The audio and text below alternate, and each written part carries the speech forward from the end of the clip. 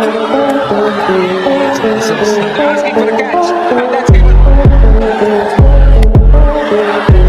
Very high indeed, and that's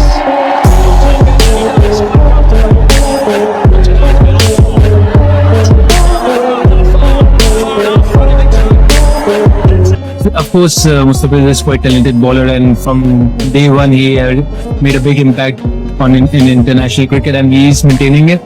And you can see the quality of slower one or the Yorkers he got, bouncers he got. He got all kind of deliveries and. বলার নয় জাদুঘর মুস্তাফিজ, ওকে নিয়ে ভয়ে আছি। ম্যাচের আগে একই বলল ভারতের হেড কোচ গৌতম গম্ভীর। দর্শক বিস্তারিত জানতে ভিডিওটি না টেনে একেবারে সম্পূর্ণ দেখতে থাকুন।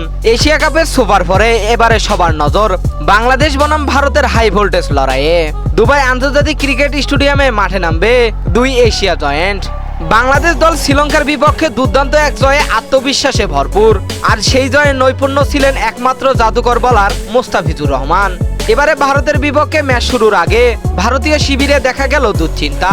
ম্যাচের পূর্বে সংবাদ সম্মেলনে ভারতীয় দলের হেড কোচ গৌতম গম্ভীর স্পষ্টভাবে তিনি বললেন মুস্তাফিজকে শুধু একজন বোলার বলা যাবে না, ও আসলে এক ধরনের জাদুঘর, যেই জাদুতে ব্যাটসম্যানরা ঢুকে যায় আর বের হতে পারে না।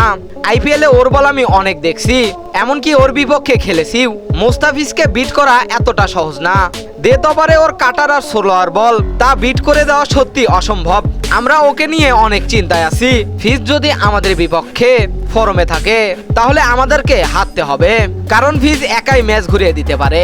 গৌতম গম্ভীরের এই মন্তব্যে পরিষ্কার বোঝা যায় ভারতীয় ব্যাটিং লাইন আপ সবচাইতে বেশি ভয় পাচ্ছে একজনকে, আর তিনি হলেন কাটার মাস্টার মুস্তাফিজুর রহমান।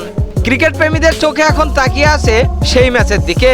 ফিজ কি আবারও ভারতকে কাঁপিয়ে দিবেন? তো দর্শক, মুস্তাফিজ কি একাই ভারতকে হারাতে পারবে, জ্বলে উঠতে পারবে তাদের বিপক্ষে, ধ্বংস করে দিবে ভারতের ব্যাটিং লাইন আপ? কি মনে হয় আপনাদের? জানিয়ে দিবেন এই বিষয়ে আপনাদের গুরুত্বপূর্ণ মতামত আমাদের ভিডিওর কমেন্ট বক্সে।